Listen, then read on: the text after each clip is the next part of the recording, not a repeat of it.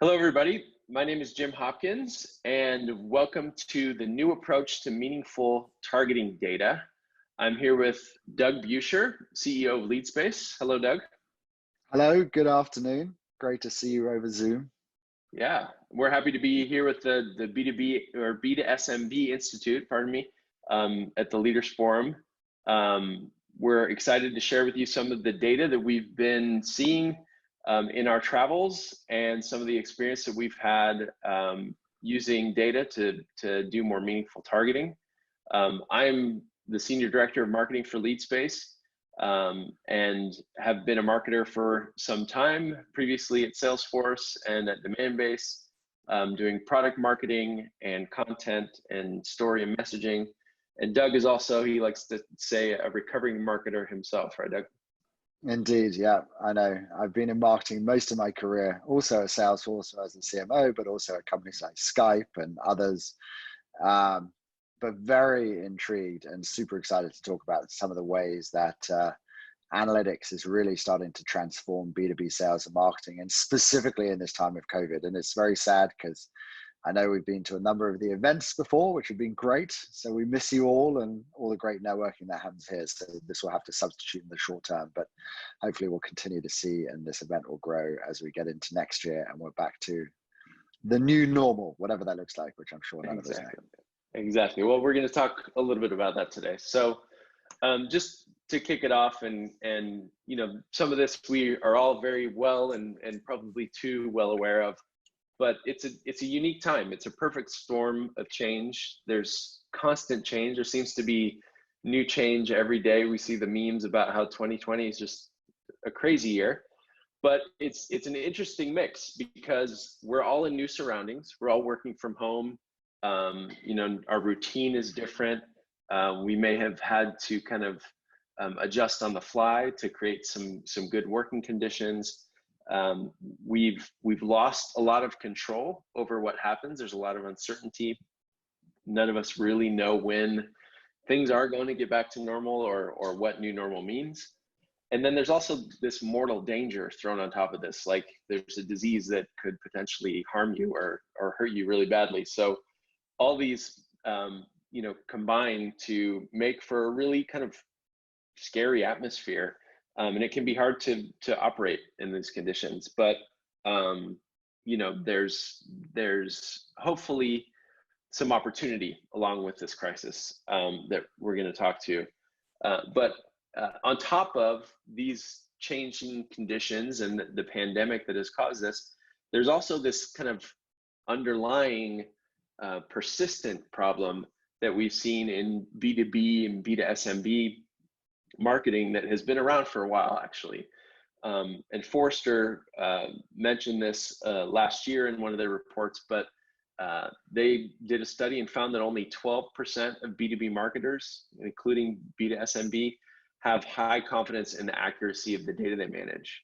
And that's a really low percent. One in 10 about marketers are confident in the data that they use. And obviously data spans a lot of the marketing and sales and go-to-market use case, but it's especially critical when you're targeting accounts in ABM or account-based marketing scenarios, or when you're managing an inbound marketing process or effort. And especially when you're enabling a sales team, when you're trying to get them to target the right accounts, be able to speak intelligently to those accounts, personalize the experience to them. So data really becomes critical. And if only 1 in 10 of us feels confident or high confidence in our data, that can be a real problem. And it's one of the missions that we at LeadSpace try to help kind of solve and kind of improve over time. So despite these underlying conditions, this perfect storm of change, we do see a glimmer of hope. And there's been a few studies that we've seen recently that have offered a lot of optimism, and that, you know, despite all these changes, despite all the hardship that we're going through, that people are really optimistic. That we've heard some data even in the last few days that, you know, companies aren't necessarily lowering budgets. They're being, maybe a little cautious, but they're not necessarily, totally closing down everything that they do. Of course, there's certain sectors that are hit harder than others, but there's optimism out there. There's opportunity, and especially I think in the last couple of weeks, and Doug, you can speak on this too. We've seen a little bit more renewed energy in the market towards, the willingness to engage, the willingness to buy. What's your perspective on that, Doug? Yeah, look, I mean, it's a challenging time, right? I think most companies have seen the problem that, there's an element of stuck in the headlights and everyone's frozen for a couple of months whilst they're trying to deal in a world of incredible uncertainty and no one knows where it's going and all that kind of stuff. But I think, over time, people have to recognize that we've still got a business to run. We've still got to hit our numbers. We've still got to keep everyone, going and help, continue along the mission that each of our companies have. And so, I think eventually that sort of breaks through. And I think we're starting to see that. I think there's a lot of optimism in terms of, what people see in the stock market. And obviously there's been some, continued to be successful exits and IPOs, and that kind of stuff starts happening. And I think that gives confidence to businesses, it gives confidence to CFOs, and that trickles down then to marketing organizations. And so, I think we all need to be prepared that whilst many of our businesses may be, a little slow at the moment, our new business especially may be not as robust as it was before, it's going to come roaring back. And, it's like almost, I live in San Francisco, that earthquake prevention. Just make sure you're ready for when it comes, because I think that's going to be absolutely critical. Exactly. As long as Dwayne Johnson's around, I think we'll be okay. But yeah, it's like once we got past the toilet paper shortage, I think everybody started to relax and okay, there will be enough toilet paper, so we can get on with life. Yeah, so we're going to talk for the rest of the presentation about some of the data that we're seeing, some of the problems that have resulted or popped up because of some of these changes. And we're also going to offer some suggestions, some ideas that have worked for us and for the customers that we work with in helping to combat those problems and solve those problems. So the first one that we're seeing is that website visitors are harder to track. And this is really from an account or business perspective. Often a popular method for sort of identifying or unmasking anonymous visitors at the company level is a technology called reverse IP.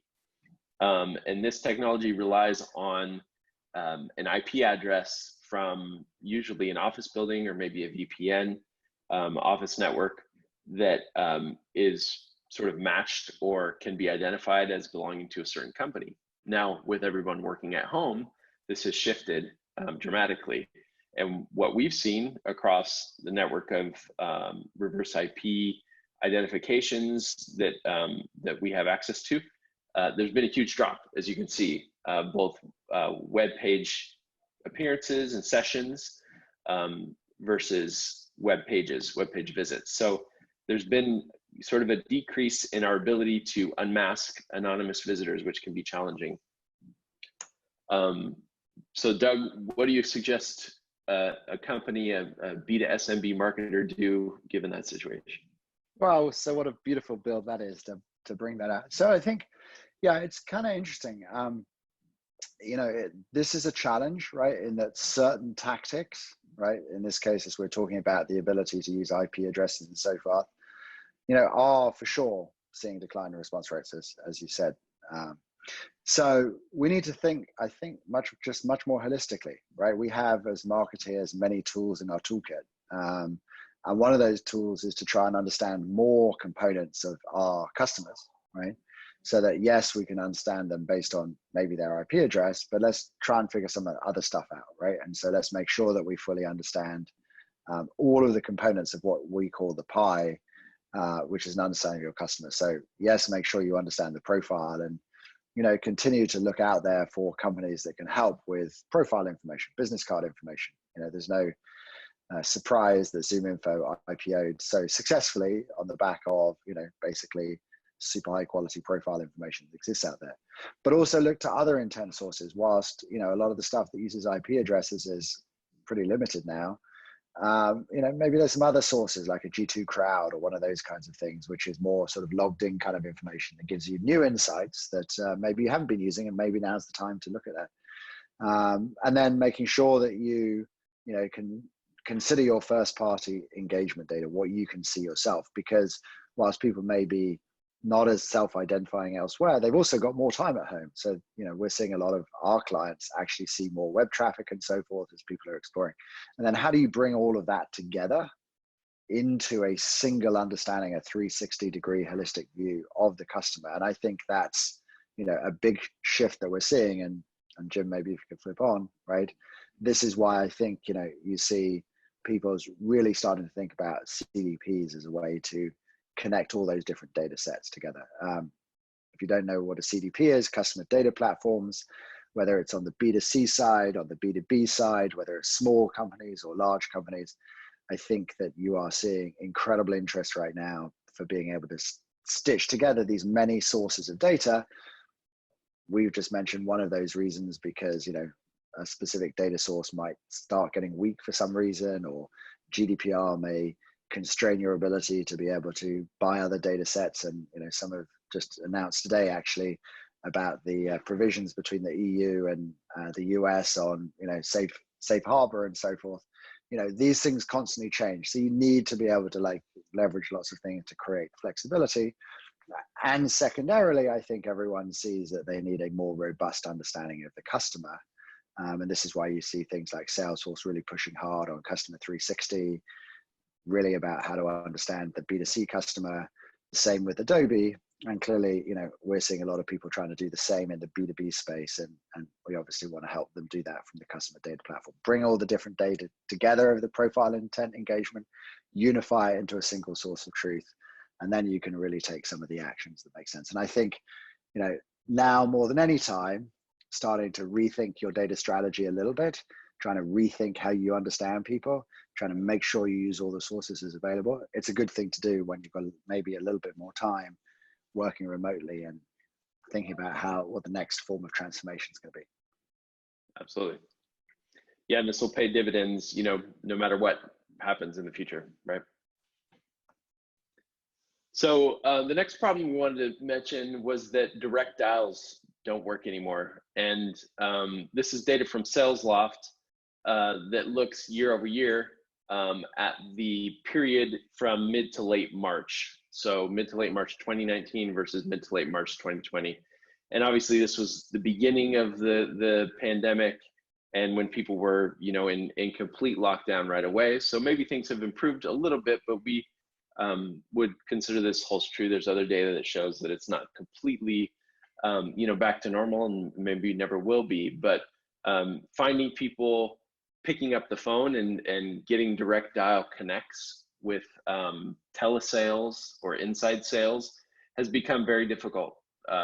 Both because people, again, aren't in the physical office at their desk where their phone is, and also because, you know, people are just a little more wary potentially about, you know, picking up phone numbers they don't know on their cell phone, or, you know, being at home and being able to answer calls conveniently. So we've definitely seen that in our own case, in case of our customers, but also that the data proves it out here from SalesLoft. So Doug, how would you suggest that people tackle this? Yeah, well, you know, I think there's a number of things here, right? And some of them are very relevant to the B to small b and B to micro B kind of market, right? And one of the unique things about small businesses is typically the sole proprietor, if there's, let's say, 5 people, you know, there is really only one person. You don't need to worry about decision makers and buying groups and all that kind of complicated stuff that large enterprises need to worry about. But often also they just have one phone in the business, and if they're not in the business, because a lot of the small businesses have been hit, especially with the COVID pandemic, it makes it incredibly hard to reach those guys. Probably, you know, that SalesLoft data probably completely underestimates how hard it is in many segments of B to small b. So what do you do, right? And I think, the first thing that everyone is doing is they are very much moving to digital, right? And I think that people have been talking about digital, and by digital we mean typically ads and things like that, for a while. And I think what we're seeing right now in the market is this renaissance, this big push towards figuring out how to engage businesses. And that's obviously platforms like LinkedIn, but also platforms like Facebook and others, Google Ad Network and so forth, right? And one of the great things I think in the B to small b market is, because of that issue that many large enterprises need to figure out which particular personas within a business are the ones that you can advertise to, otherwise you can waste a lot of money. If you can find the right way to find the right accounts and companies to go after, and you've got that great target list, maybe now is exactly the right time to be able to go out and start running on all those audiences and so forth. But the other thing I'd say, and then maybe you can flip onto this, is as you think about that, right, being able to, create, and this is just an example for some of the things that we do for our customers in terms of building those audiences and activating it into different channels, is to think about that as much as you can in a holistic way. Because one of the common problems we see lots of our customers going through is, if you run an ad campaign, a digital campaign towards, on LinkedIn towards something, unless you can connect that with another activity like an email to that person, or if you do get through to them on the phone, you've got to be able to connect those dots. Otherwise, just one channel by itself typically is not that inefficient. And it's one of the reasons that in general, I think you've seen B2B and B to small b advertising not be nearly as successful as we've seen on the B2C side. So this ability to link an ad with an email, with a phone call, all connected through the same campaign at the same time about what you're doing, I think becomes even more critical if everyone's going out and spending a lot more dollars on digital, which we know from all the studies that Gartners and others do, that's where everyone's dumping themselves. What I think super exciting about this is that at the same time, I think a lot of companies have really been still stuck with the inside sales, pick up the phone, bang out some phone calls, all that kind of stuff. That has to change, right? Either because behaviors or targeting or data privacy and this kind of stuff. So it's a great time, I think, for everyone to start really thinking about how do they build their capabilities on the digital side, or how do they extend them, or how do they broaden them, and how do they do that in a multi-channel way. And maybe right now is the best time to do it. Yeah, you hear that referred to sometimes as the surround sound effect, right? You're giving them the message, and talk about effective frequency and all those kinds of things, but multi-channel is always preferred. And if you can coordinate that, obviously with a single audience, so that data source being the key. Cool. So the next problem we want to talk about is new business being at a virtual standstill. And I know that we've seen this firsthand ourselves, and the data supports it as well. HubSpot has released a really cool interactive dashboard, actually, with a lot of data. And this looks across sort of the pandemic timeline. You can see, in early January into February, things were looking relatively normal above their benchmark. They have that benchmark sort of line there in the middle where, they've tracked it in previous years, and that's the normal kind of pace of deals being created. And then you just see the bottom fall out to 30% below normal levels. And it started to rebound a little bit, but still significantly below the benchmark where it normally should be. And new buyers, new customers have just been really slow to engage. They're trepidatious about kind of entering into new relationships. They don't want to commit given the uncertainty. They're averse to kind of getting into a position where they have to tell somebody that they can't continue a relationship, or they have to, kind of pause things, or there's a lot of ghosting, if you're, hip to that term. But, what can you do, Doug, in this situation where new business is just almost impossible? Yeah, well, look, I mean, I think there's a few very classic plays, and this looks actually, as we talk to our customers, a lot like the plays that you make in a recession, right? And maybe it's more proximate because you've got to get on it right away, and maybe it won't last as long. But as you said, Jim, we have firsthand evidence of seeing some of our customers really struggle at the moment with, they're in the wrong industry often, and that's really hard for them to deal with, and that's challenging. Luckily, other industries, and I think actually some of the software industry has been quite blessed by being, still in a good position. But boy, if you're in the travel industry, like some of our customers, it's really, really tough. So what do you do, right? I think, Jim, as you said, the first and foremost is to say, well, let's make sure that we double down on cross-sell and upsell, right? Bringing a new product, especially a complicated product, to a new person, or getting in front of somebody who's never heard of you before, when if you're a small business, you're just worried about how am I going to deal with a PPP program, or how am I going to keep my employees, in thing. A new vendor at that point, and trying to figure out the good from the bad and all that kind of stuff is really hard work, right? So how do you figure out who's using your product and what else can you sell to those guys? It's good for you, right? But it's also damn good for them, right? And I think this is definitely, an important story. So, if you're in that world of, I don't know, you happen to sell internet products, right? You're helping them with their ISPs, but then they need to sort of buy a new phone service for some reason because they're working from home and they need a new phone service from there. How can we sell them and help solve that problem for them? So this is the kind of classic cross-sell that we see. And I think thinking through how you do that is hard, right? But typically, and maybe you can flip onto this, what we see is most people, as they've, and I know many of the people on this call are pretty sophisticated marketeers. So, you've built some clever models, right? You've built some sophisticated analytics. And, this is one of our customers that built their own ICP analytics, right? Their ideal customer profile that says, this is what our ideal customer looks like, right? But when you think about a cross-sell model, who are the people I'm going to sell a new service to in a different way? At that point, you need to continue to think about how you evolve this model, because that model needs to be built for, the specific use case. So if this says who's likely to buy product X, if they don't have any of my products at all, then maybe you need to spend some time thinking about your analytics and things for who's going to buy product X. If they do have some of my other products, and doing that kind of analysis and making sure you refine these models and analytics that you're using, whether it's for inbound and outbound. Another example that we see all the time, right, is that people who have built an inbound lead scoring model effectively, right, to figure out who's good and who's bad when they come to their site. And then they go, actually, I need to drive some business because it's slowing and I haven't got enough. So they try and use that same model to apply to an outbound. I want to go and reach out to potential new customers, and they try and use the same model to do it. Just doesn't work, right? And so, just as we go through this, you need to make sure you've got the data, you've got a platform that can get you that data in a quick way. And then you just really think about the models in order to make sure that you are hitting those existing customers, right, really hard with opportunities that will be helpful to their business, so that they can hopefully be as successful as they can. And obviously that leads to success for you. So.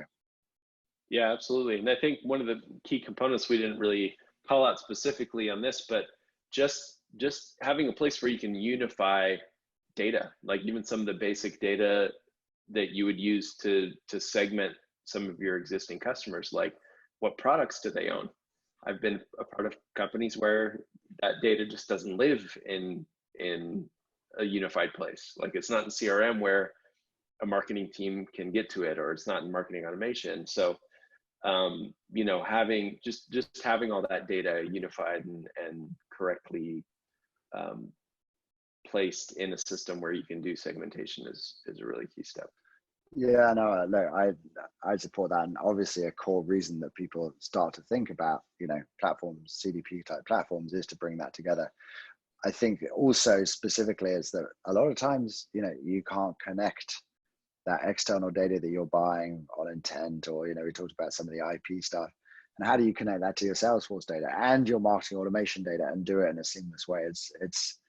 We often to refer, and I know, Jim, you and I talk about it, that half the time marketers these days end up being data jockeys, not actually doing the great marketing, and that doesn't help anyone. And so, I think whether you're in B2C, B2B, B to small b, trying to take the data problem off your plate, especially at a time like this when you've got 1,000 things to do, so that you can really focus on doing good, impactful, and helpful marketing for people is a worthy task. Let's put it that way. Yeah, absolutely.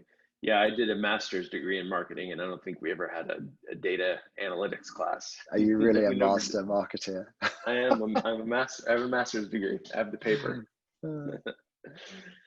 So the last problem that we want to address is events not coming back, and this is pretty obvious. Most events have been canceled. In person, I know is really critical, especially for kind of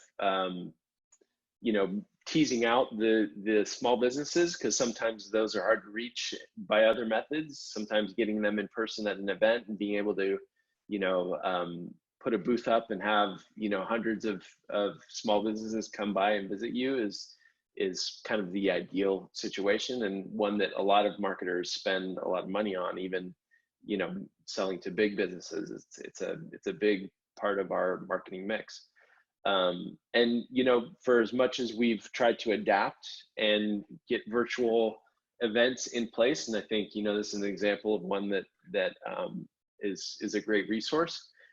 It's a little different, right? Where it's taken some getting used to kind of figure out how these virtual events work, how we make the most of them, how we follow up and communicate post-event, and how we continue that engagement without pressing the flesh, as I would say. But Doug, what would you recommend, given that who knows when we're going to be able to meet in person, non-socially distanced, and shake hands, even press any flesh? Gosh, well, that is the $1 million question, isn't it? And I don't know, as you say, whether over time events are going to come back at all, right? But I think it's interesting to me. I think that we've used events a lot. I mean, for companies like us, they're incredibly helpful because all our buyers in one room, and we're trying to help people think about transformative technology. Maybe that's less relevant, when you're in a B to small B kind of sale, right? Because, it's a simpler purchase and so forth. But, it goes back to the sort of really basics that maybe actually, as people spend more time, really started to investigate the products online and digitally, because they can't do it when they go to a trade show or an event or somewhere else, because they don't necessarily have the same social contacts and interactions to be able to ask all of their peers what's going on when they meet at these groups. They're going to be probably doing a lot more research and so forth online. So, that reflects the fact that you've got to therefore really have your inbound process well honed and well refined to make sure that, when people are moving down that funnel and they're starting to get engaged and figuring out who they want to do something with, that you're making sure you're capturing all that information. We bought ReachForce last year, which makes a fantastic forms product, so that you can just offer the fewest number of fields, so that you can, progressively get more information and learn about customers, right? So, one thing that you need to make sure that you've got sorted out and so forth. But then when you do, through any of these channels, start to bring the right information together and so forth, making sure that your outreach back is personalized, right? And one of the biggest challenges probably I see marketeers, and especially high volume B to small B kinds of marketers, struggling with, is how to personalize engagement, right? Now it's, if you make a simple product with only one thing and with only one kind of buyer, maybe you can get away with therefore only having one follow-up email or one nurture program or something. But, as you get a little bit more sophisticated, you really need to start personalizing those. We personalize every day our websites, we personalize every day our ads, and yet half the time we don't actually personalize as well as we could our follow-up, whether that's a phone call follow-up or often it's an email follow-up. So how do you do that personalization? And that's, I think, critical, right? You've got to be able to put people into personas, understand, what they're interested, talk to them in their language, and make sure that, even with the limited information that you might get from somebody signing up for a newsletter or something, as you reach out to them, you can personalize those communications. Something that we do, we've seen in some cases up to 90% increase in engagement by being able to drop our customers into one of 12 different personalized nurture programs, right? Because if you're, a hardcore marketeer who's just about driving pipeline, you want one set of communications. If you're a sales rep and you're just thinking about how I could, help myself get the right information on companies and Salesforce, that's a different discussion. So that kind of personalization in style and content is really important. And I'm sure something that everyone wants to do, but just the way you can operationalize that's incredibly challenging, I think. Yeah. And I think that pie stuff comes back full circle here. You need to have that full view. Absolutely. So you can know who they are, what they're interested in, and how they've been engaging with you, right? So great stuff. Thanks, Doug. So just to kind of summarize everything, our 4 ideas for more meaningful targeting, for kind of overcoming some of the challenges that the pandemic has presented. Move beyond website engagement tracking and get another piece of the pie. So extend to intent or enrich profile data, or maybe go deeper on engagement data and really bring that all together to get a full picture so that you can better see what's happening with the customers, the SMBs that are interested in buying from you. Number 2, move beyond telesales to multi-channel, especially digital. Think about your digital strategy and how you can activate some of the segments that are most likely to buy from you, and do that across channels instead of just in those silos like we talked about. Do it segment once and then kind of do a multi-channel integrated campaign with stereo surround sound. Number 3, upsell and cross-sell within your current customers by unifying the data and the views and really honing in on your ideal customer profile so that you can, match the right product offering to the right sort of audience that you already engaged with, that's more likely to continue working with you. It already has, a contract or relationship in place, so it's easier for them. And then number 4, make the most of your surging inbound activity with data that helps you prioritize and personalize, whether that's digitally or in follow-up emails, phone calls, sales interactions. Really get the most out of those interactions by being relevant, by being personalized to them. So those are our 4 ideas for more meaningful targeting. A lot of this, as you can tell, is stuff that we have experienced because we've built a platform that helps you do similar things, and we've worked with customers across the board, from targeting large enterprises to SMBs, and in technology, financial services, like we talked about, travel, hospitality, all of this. So we'd love to help you understand one of these a little more, help you explore the options, and give you any advice that we can with our experience and with our technology as well. So listed here are LinkedIn profiles. Feel free to reach out to us there, or you can email us, our first name at leadspace.com. We're both available to provide any consults. And with that, we'll say thank you. We appreciate you giving us the time. We wish you the best of luck. Doug, any parting words?